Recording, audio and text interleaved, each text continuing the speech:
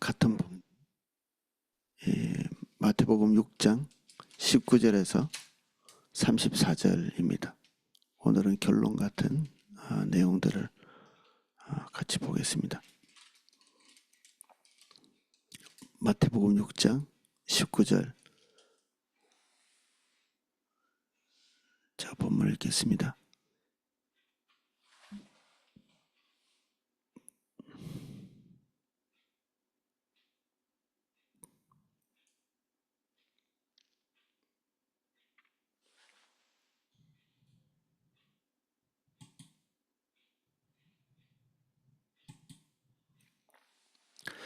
너희를 위하여 보물을 땅에 쌓아두지 말라. 거기는 좀과 동록이 해하며 도둑이 구멍을 뚫고 도둑질하느니라. 오직 너희를 위하여 보물을 하늘에 쌓아두라. 거기는 좀이나 동록이 해하지 못하며 도둑이 구멍을 뚫지도 못하고 도둑질도 못하느니라. 내 보물이 있는 그곳에는 내 마음도 있느니라. 눈은 몸의 등불이니 그러므로 내 눈이 성하면 온몸이 밝을 것이요 눈이 나쁘면 온몸이 어두울 것이니 그러므로 내게 있는 빛이 어두우면 그 어둠이 얼마나 더하겠느냐. 한 사람이 두 주인을 섬기지 못할 것이니 혹 이를 미워하고 저를 사랑하거나 혹 이를 중히 여기고 저를 경히 여김이라.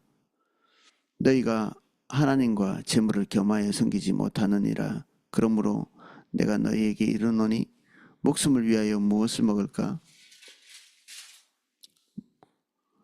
무엇을 마실까? 몸을 위하여 무엇을 입을까? 염려하지 말라.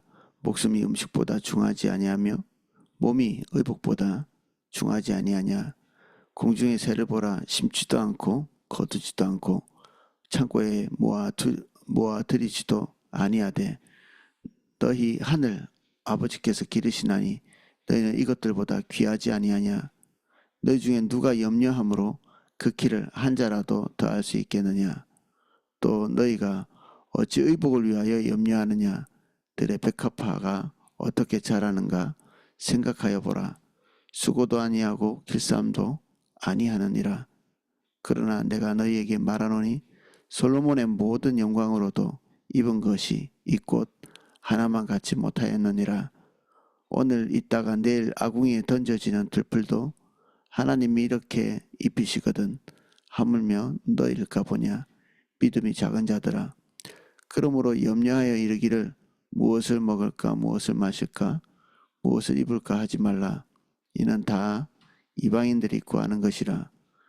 너희 하늘 아버지께서 이 모든 것이 너희에게 있어야 할 줄을 아시느니라. 그런즉 너희는 먼저 그의 나라와 그의 의를 구하라.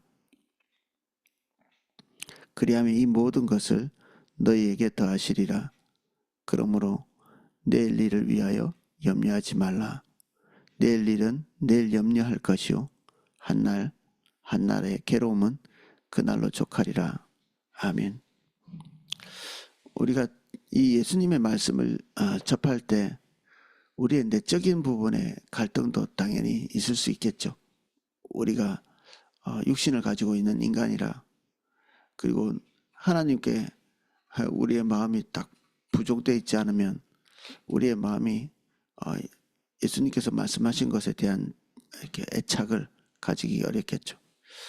그런데 이제 우리가 하나님 앞에서 결정하고 그리고 하나님과의 성실한 관계를 세워가고 있을 때 이 가치들이 우리에게 그냥 부드럽고 감사하게 다가오겠죠. 그러면 이제 모든 것이 끝나느냐? 그렇지 않죠. 우리가 세상에 나가서 이러한 가치를 가지고 살 때 우리가 이러한 가치를 가지고 결정하고 그리고 우리가 그것을 기뻐하고 그렇게 할 때 세상은 이제 큰 충격을 받는 거죠. 서로가 서로에게 충격을 받겠죠. 우리가 추구하고 있는 것과 그들이 추구하고 있는 것 사이에 어마어마한 이질감이 발생하게 되거든요. 다른 겁니다. 그야말로 엄청나게 믿는 세계와 믿지 않는 세계의 이질감이 거기서는 이제 가치관의 충돌이 부딪히겠죠. 무엇을 먹을까 무엇을 입을까 그것이 모든 것인 세계와 그것은 그저 하나님 앞에 맡기고 그들이 전혀 추구하지도 감안하지도 않는 그 가치관과 그 세계를 주목해서 보고 살아가니까 어쩌면 그들은 공포감을 느낄 수 있습니다. 그리고 우리는 이제 박해에 대해서 많이 생각할 수 있는데 박해는 그들이 우리를 때리는 걸로 생각하잖아요. 그들이 우리를 죽이기도 하고 이 가치관이 잘못됐다고 비난하기도 하고. 근데 영적인 세계에서 이렇게 이해하자면 우리가 먼저 때리는 것일 수도 있습니다. 우리가 그들이 모두 아무 이상 없다. 이것은 이렇게 살아도 된다. 무엇을 먹을까? 무엇을 입을까?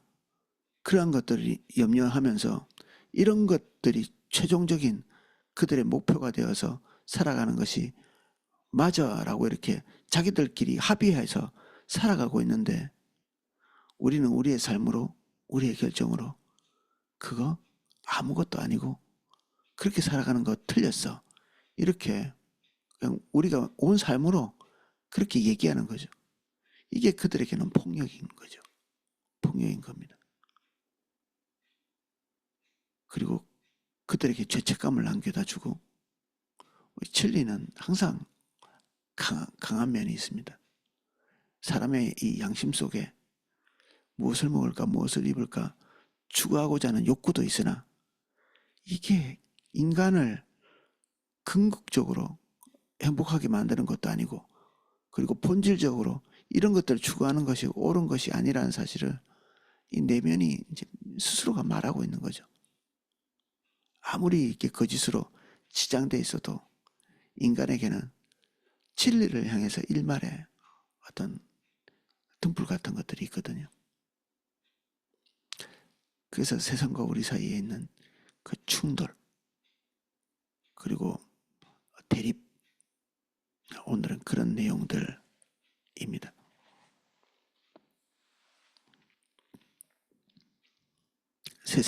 세상에서 너희가 환난을 당하나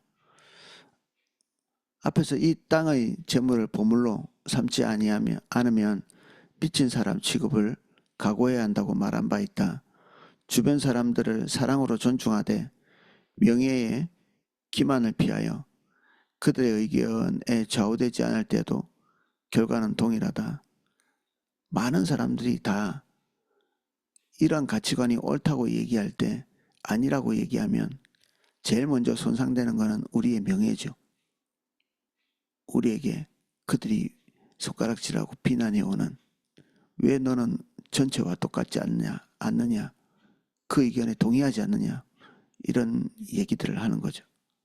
이제 우리가 금방 숙이면 이게 거기서 끝날 텐데 숙이지 않으면 점점 그 비난이 이제 격렬해지겠죠. 어쨌든 부유한 자는 복이 있나니 그리고 모든 사람이 칭찬받는 자는 복이 있나니 이가 세상의 팔복이다. 우리는 가난한 자가 복이 있다고 그러고 그리고 세상에서 칭찬받는 자 모든 사람에게 칭찬받는 자는 하나님으로부터 이렇게 좋은 평가를 받기 어렵다.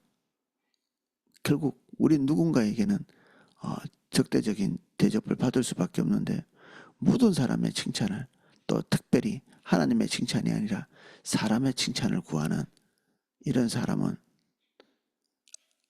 결국 하나님의 길로 가지 못한다. 그래서 세상은 부유한 자, 사람들에게 좋은 평판을 받는 자 이게 유일한 가치이기도 하죠. 그 세상에 우리가 살고 있습니다. 그래서 예수는 제자들에게 세상이 그들을 미워할 것이라고 말씀하셨다. 분명 제자들은 이 말에 자기들의 스승이 기성체제에 거부당해 살해되었을 때 십자가 달려 죽으셨단 말입니다. 충격 못지않게 충격을 받았을 것이다. 신약에서 이 구절의 경우처럼 사용된 세상이라는 말은 우리가 살고 있는 이런 세상, 이 코스모스라고 부르는 이 우주를 말하는 게 아니라 세상적 가치관, 하나님께서 우리에게 요청하시는 그 가치관으로 살아가는 세계가 아닌 또 다른 세계죠. 이 어거스틴의 하나님의 도성이라는 책에 나오는 이 가치하고 같은 거죠. 이 안목이 있는 겁니다. 그래서 세계는 계속해서 두 세계가 존재하는데 하나는 하나님의 나라와 세상 나라, 이 두 개가 같이 이렇게 가는 거죠. 어거스틴은 로마 시대 사람인데 세상이 다 로마로 이렇게 집중되고 있을 때 그 로마 안에서 또 다른 세계가 이렇게 있었던 거죠.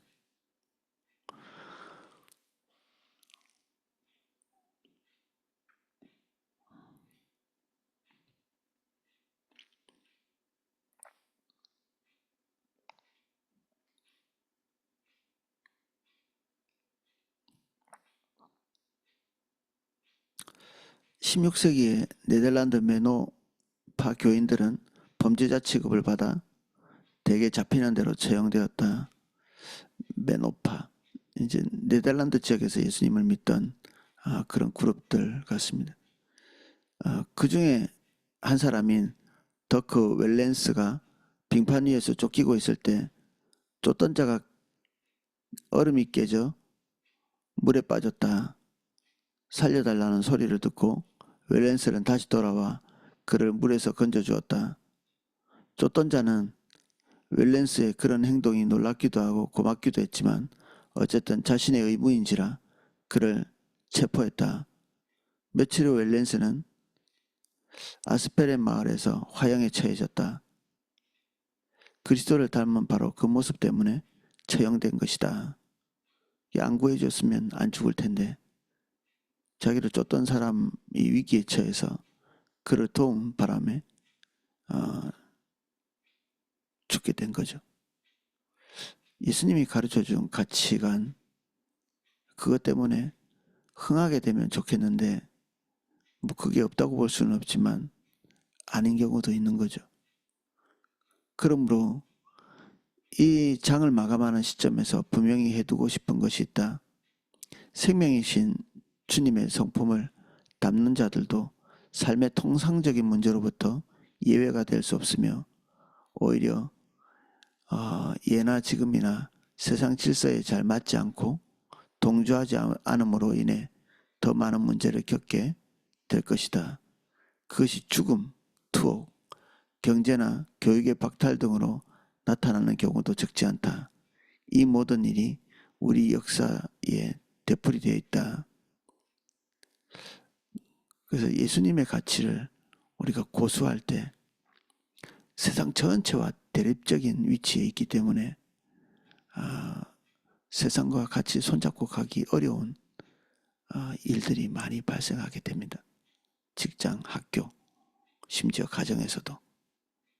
때로는 좀 심각하게도 국가와 대립하는 경우도 있죠. 사실 20세기에 순교한 그리스도인의 수가 지난 1900년 동안에 기독교 순교자를 다 합한 것보다 더 많다고 한다. 이게 통계적인 것이죠. 이게 우리는 뭐 이번에 카타콤의 순교자 할 때 로마 시대의 순교를 집중해서 조명했는데 실제로는 그 시대를 몽땅 다 통틀어서 역사를 통틀어 가지고 20세기 바로 전 세기죠. 지금은 이제 21세기니까 바로 전 세기에 죽었던 그리스도인들의 숫자가 더 많은. 그런데 21세기는 안 그럴까? 그렇게 보기도 어렵죠. 20세기의 순교는 주로 이제 중국에서 공산주의 혁명을 하면서 뭐 공산주의 혁명 때문에 죽은 사람이 5천만 명이라고 하는데 그 중에 다 뭐 기독교인은 아니겠지만 거기에 핵심적인 박해의 대상이 기독교인이었죠. 중국 혁명 그리고 러시아 혁명, 그 볼셰비키 정부가 특별히 기독교를 집중적으로 박해한. 스페인에서도 20세기 중반에 내전을 하면서 기독교인들이 정치적인 사회적인 이유로 박해를 많이 받았습니다. 가톨릭이 국교였기 때문에. 지금은 뭐 우리가 서로 점잖게 있지만 기독교 초기에 이제 다시 성경으로 돌아가기 위한 종교개혁과 함께 많은 전쟁들이 있었고 거기서 기독교인들이 처형당하기도 하고 죽기도 하고 했습니다. 2차 대전 때는 뭐 독일에 의해서 나치에 의해서 많은 기독교인들이 박해를 받고 죽고 그렇게 했죠. 당연히 이제 교회들이 히틀러에게 복종하고 그를 지지하고 그의 편을 들고 그가 마치 선지자인 양 이렇게 떠들어댈 때 생존할 수 있었습니다. 그거는 이제 교회가 없어져 버린 거죠. 예수 그리스도가 그 있어야 될 교회에 나치의 우두머리가 거기에 존재한 거거든요. 우리 신사참배할 때도 비슷했죠. 일본 천황이 교회 안에 이렇게 버젓이 이렇게 가치관으로 있는 독일이 왜 이렇게 됐을까? 독일 교회가 이렇게 말할 것도 없는 것이 언제든지 어떤 사회든지 또 우리나라도 예외가 아니라는 게 그냥 증명이 돼 버렸죠.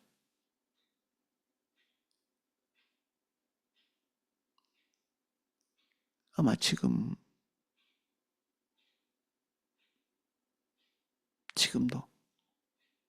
이런 일은 계속 일어나게 될 겁니다.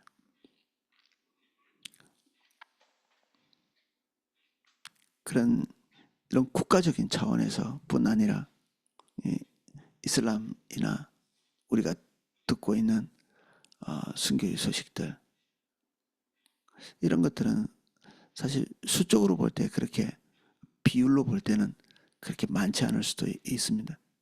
우리가 볼 때는 그런 것들이 전부처럼 보이지만 사실 아까 제가 앞에 읽어드린 그런 내용, 그런 국가적인 박해가 더 많은 이제 피해를 입힌 거죠. 그래서 지금까지 한 7천만 명 이상의 기독교인들이 순교한 우리가 상상하기 어려운 숫자가 순교자의 반열에 들어가 있는 거죠.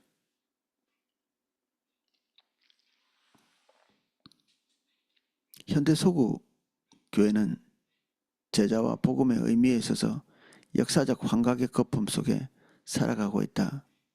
이 서구의 기독교 자체가 이게 예수님께서 말씀하신 이런 그림이 아니고 이게 전혀 다른 종류의 그림을 머릿속에서 그리고 있는 거죠.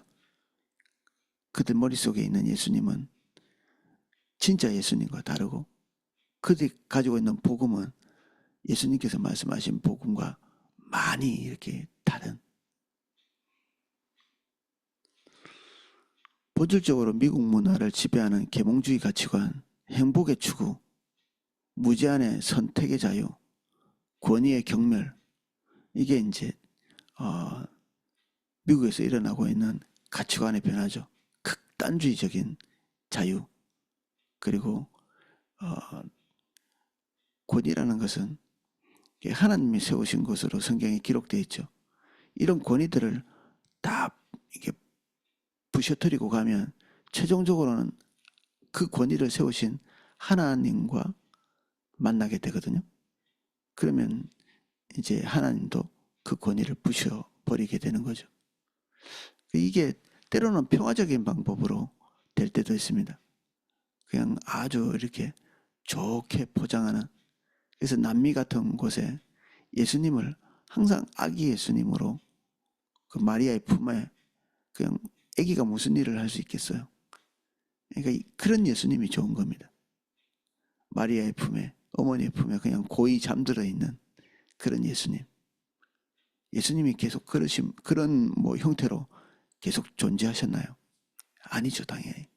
그렇게 오셨지만 그것이 예수님의 본질적인 모습으로 딱 고착시킬 수는 없는데 그들은 하나님이 그러한 존재로 있기를 원하는 거죠. 복음 구하되 그들을 통치하는 존재는 아니기를 바라는 이게 약간 평화적이고 우호적인 방법의 어떤 박해라고도 볼 수 있죠. 예수님에게서 예수님의 무엇을 박탈하고 복음에서 복음의 모습을 박탈하는, 그래서 그들이 추구하고 원하는 대로 종교를 이렇게 포장해 놓는 것입니다.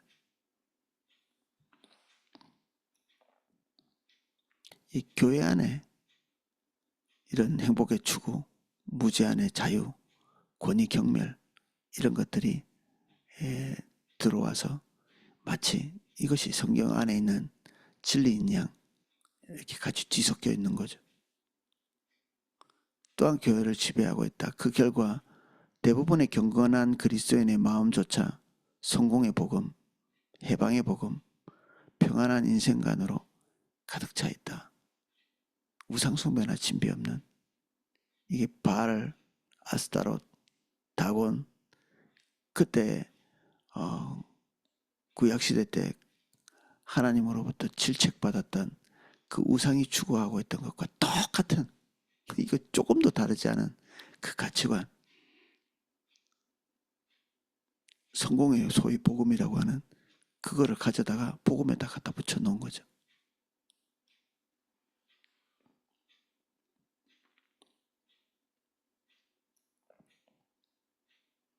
야고보와 요한의 단호한 인식과 얼마나 다른가.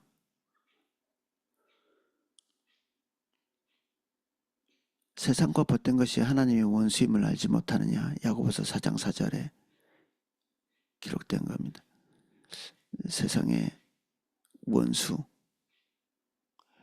이게 그들의 가치관이 하나님과 원수가 되는 것이고 우리는 또 그들의 원수가 되는 것이 자연스러운 일인데, 우리도 그들과 동일한 것을 추구하고 있고, 그리고 그들도 그런 이해를 가지고 복음 안으로 들어오는 경우도 있고 그렇죠. 누구든지 세상을 사랑하면 아버지의 사랑이 그 속에 있지 아니하니, 이렇듯 명예와 부에 의존하지 않는 삶을 말할 때 그것은 결코 만사 형통한 삶이 아니다. 우리가 하나님 앞에서 우리 스스로 결정하고 주님의 뜻을 받드는 것도 소중한 일인데, 이렇게 할 때 외부에서 오는 그 압력 그리고 스트레스가 하루 이틀에 끝나지는 않거든요. 우리의 사는 평생 동안 그 스트레스가 계속 이어지게 될 것입니다. 신사참배도 45년 동안 그들에게 스트레스가 됐을 것입니다. 물론 처음부터 그렇게 되진 않았겠지만 항상 그 복음을 반대하는 대립은 이 옷만 이렇게 갈아입으면서 계속되어 왔죠. 일제시대 아닐 때는 그럼 우리가 이 신앙생활을 편안하게 했느냐? 이 어림도 없죠. 조선시대의 박해는 여러 차례에 걸쳐가지고 혹독하게 그리스도인들을 탄압했습니다. 그러니까 어떤 정권이 들어간다고 안전하지 않은 겁니다. 우리가 해방되면 안전한 때가 왔냐? 그 뒤로 바로 공산주의가 왔잖아요. 공산주의가 끝나면 그럼 안전하냐? 소위 말하는 민주주의, 자본주의 안에서도 옷만 갈아입고 전혀 다른 방식으로 복음이 붕괴되는 것을 목표로 해서 공격하는 것들을 우리는 이제 경험치로 알고 있죠.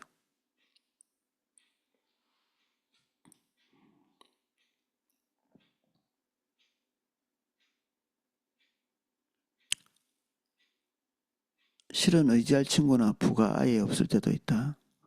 친한 친구나 동료인데도 이런 문제에 있어서는 딱 뒤로 돌아서는, 어떨 때는 가족들도 가장 격렬한 반대자일 수 있습니다. 가족들이 같이 교회를 다니는데도 부모들의 생각과 자녀들의 생각이 다르죠. 우리 교회도 비슷합니다. 자녀를 생산하고 양육하고 이게 복된 것이고 자녀를 많이 낳는 것이 복된 것이다 하지만, 근데 자기 자녀를 이렇게 쳐다보면서 자녀를 많이 낳을 때 자기 자식이 편하게 살아가는 것들을 내려놓는 거잖아요. 편안하게. 그러면 이제 포도나무 교회 부모님인데도 거기에 대해서 적극적인 대립을 하기 시작합니다. 이게 적이 이렇게 멀리 있지 않고요. 아주 가까이 있죠. 사실은 우리가 대적자가 될 수도 있습니다. 우리 자신이. 누군가에게 대적하는 사람.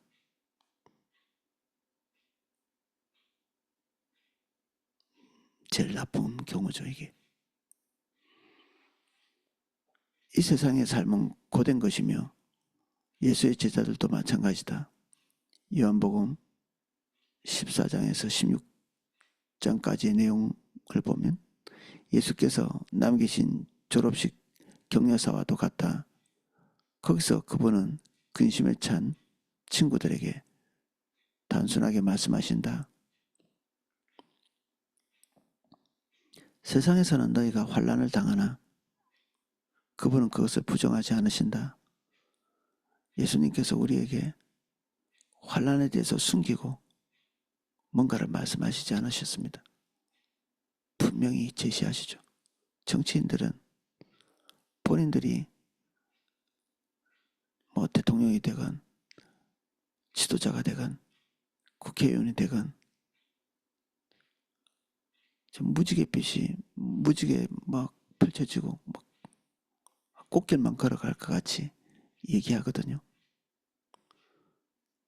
그들이 말하고 있는 그 공약 뒤에 아주 몹쓸 결과들이 같이 뒤범벅되어 있죠. 보통은 세상을 추구해도 세상의 이득을 조금 얻는다 할지라도 그 뒤에 모든 것이 다 좋은 고리로만 우리에게 다가오는가? 그것도 아닙니다. 사실은 이게 예수 그리스도를 추구하고 주님의 가치를 추구하면 박해가 오는데 만약 그럼 박해를 포기하고 세상 가치관을 가져왔을 때 우리가 평온을 누릴 수 있는가? 예, 당장은 그럴 수 있을 것 같은데 그 뒤에 우리의 삶 안에 찾아오는 것은 평안만이 아닙니다.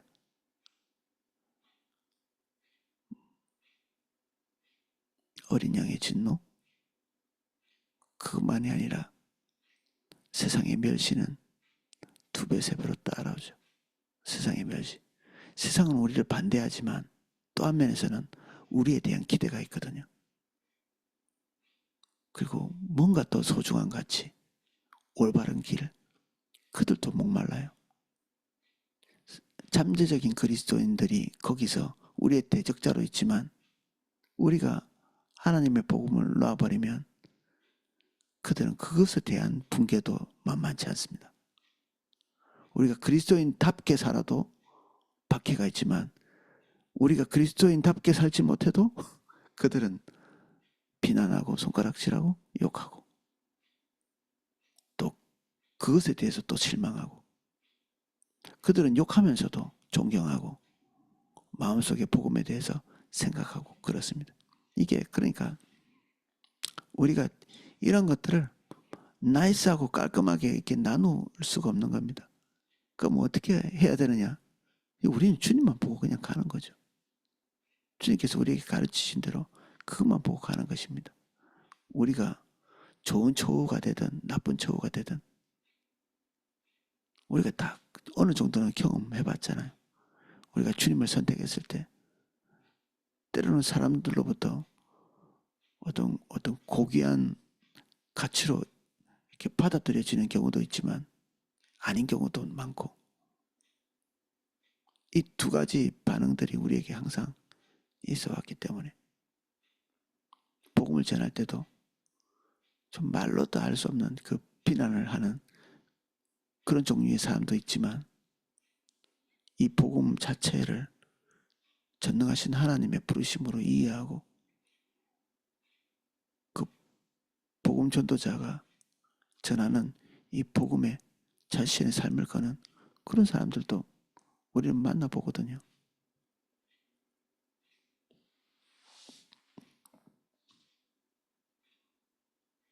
그분은 이것을 부정하지 않으신다. 오히려 이어지는 말씀으로 그것을 초월하신다. 담대하라. 내가 세상을 이기노라. 시편 기자는 오래전에 이것을 깨달았다. 의인은 고난이 많으나 여호와께서 그 모든 고난에서 건지시도다. 궁극적 승리를 보고 우리는 가는 것입니다. 지금 환란이 패배를 말하는 것이 아닙니다. 하나님의 인도를 따라서 오늘 다른 사람이 다 추월해서 가는 길에서 낙오되고 있다는 느낌이 들 때도 우리는 그들과 레벨을 맞추기 위해서 이렇게 움직일 필요도 없습니다. 세상에서 낙오자가 되는 것을 각오해서라도 오늘 주님께서 우리의 삶에 오셔서 당신의 뜻을 우리의 삶에 이루어 주시기를 기대하고 그냥 선택하는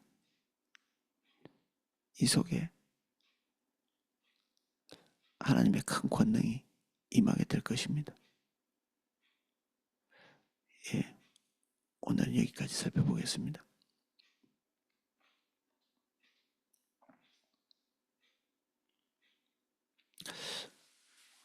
우리가 하나님의 뜻을 붙들 때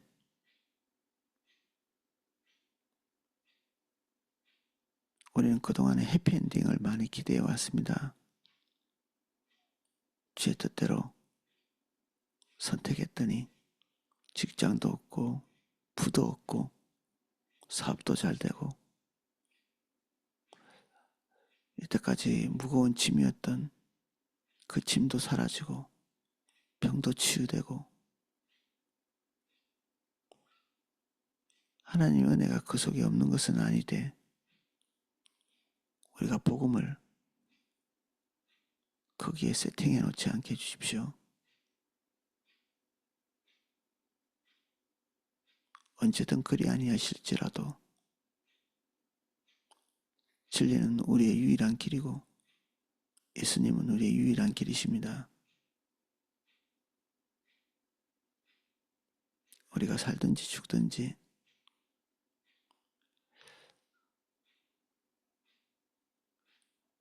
우리의 낙이 오든지 슬픔이 오든지 득이 되든 실이 되든 상관없이 우리의 인도자 되신 주님 따라갈 수 있도록 은혜 주십시오.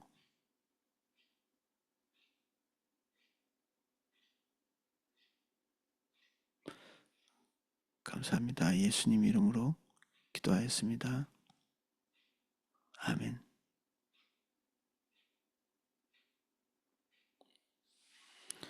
예, 지금 건축되어지고 있는 우리 학교 건물이 있습니다. 그리고 우리 필리핀에 지금 몇 가정이 가서 더 악전고투 더 분투하고 계신데 하나님께서 형통의 길을 열어주시도록 계속 기도 부탁드립니다. 제가 기도하시도록 음악을 방송해 드리겠습니다.